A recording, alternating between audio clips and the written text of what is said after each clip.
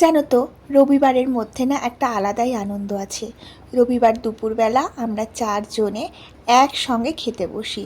কারণ প্রত্যেক দিন তো সম্ভব হয় না। সুপ্রিয়র অফিস থাকে আর আমার ৩০-২:৩০-র সময় স্কুল থেকে আসে। তাই জন্য আমাদের সবারই খাবারের টাইমিংটা আলাদা আলাদাই হয়ে যায়। মানে চারজন চার রকম টাইমে আমরা খাই। তার জন্য আমরা এই রবিবারের অপেক্ষাতেই কিন্তু থাকি। সারাদিন ভাবি এই কবে রবিবারটা আসবে আর সবাই মিলে দুপুরবেলা একসঙ্গে খেতে বসবো।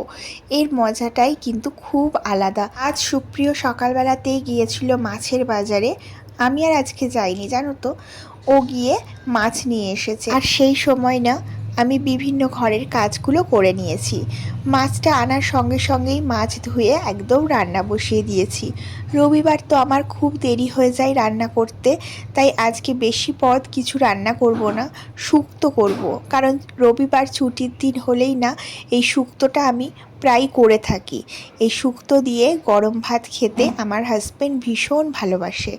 আর করব মাছের ঝোল। আর আগের সপ্তাহে একটা আম এনেছিলাম, কাঁচা আম ছিল, সেই কাঁচা আম দিয়ে বানিয়েছিলাম চাটনি। আর বলতে বলতে দেখো আমার হাজব্যান্ডের থালাটা সুন্দর করে সাজিয়েও দিলাম। রবিবারটা আসলে কেমনভাবে যে কেটে যায় বুঝতেই পারি না। আবার আরও একটা সপ্তাহের অপেক্ষা।